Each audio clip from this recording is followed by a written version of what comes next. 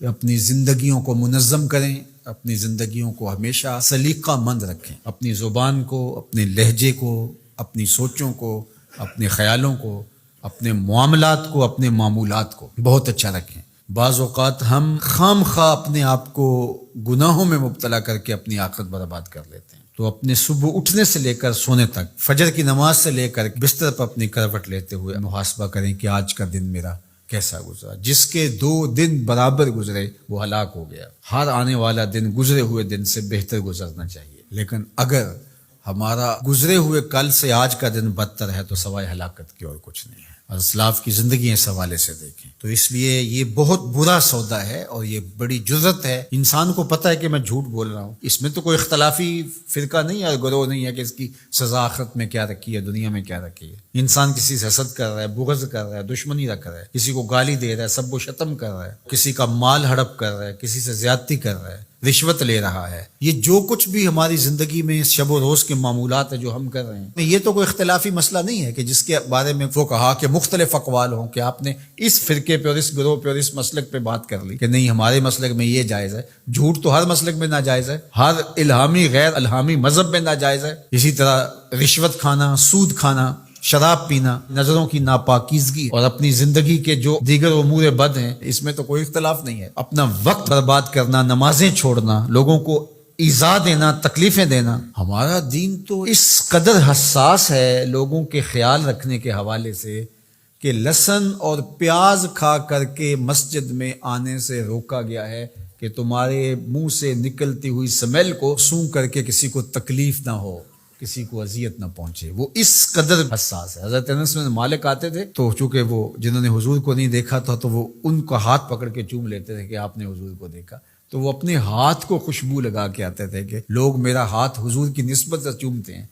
تو ان کو اس کا احساس ہونا چاہیے۔ یعنی یہاں تک ہمارا دین ہے۔ تو آج میں اور آپ ایک دوسرے کے لیے باعث اذیت جب بن جاتے ہیں، اپنے ہمسائے کے لیے، اپنے دوست کے لیے، اپنے کلاس فیلو کے لیے،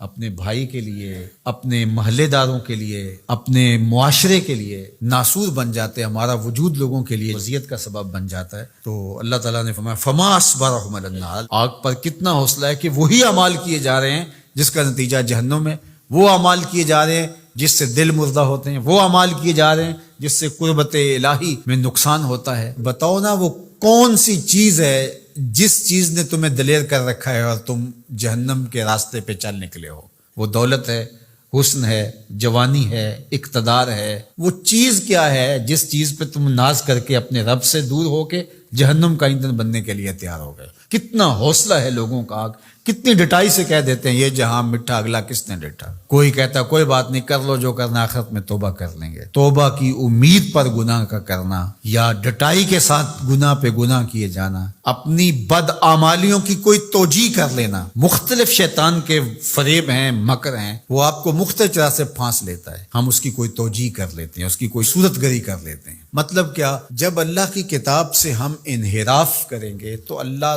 توفیقات خیر سلب کر لے گا۔ یہ جو لعنت کا لفظ آپ نے سنا، تو لعنت کا کیا مطلب ہے؟ لعنت کا مطلب ہے کہ رحمتوں سے محروم کر دیا جانا۔ عرب کہتے ہیں جب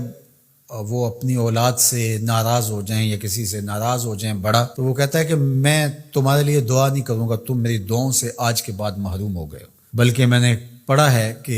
کچھ اعمال ایسے ہیں جن اعمال کی وجہ سے بندوں کی دعائیں قبول نہیں ہوتی، اور دوسرا اس کو سزا یہ ہوتی ہے کہ جو نیک صالح پاکیزہ لوگ جو دعائیں کر رہے ہیں پوری امت کے لیے، تو وہ امت کا فرد تو ہے، ایک شخص تو ہے امت کا، لیکن اس نیک لوگوں کی دعاؤں سے اس کا حصہ منہا کر دیا جاتا ہے، اس کے حصے میں کچھ نہیں آتا، کیونکہ اللہ نے اس رحمت کے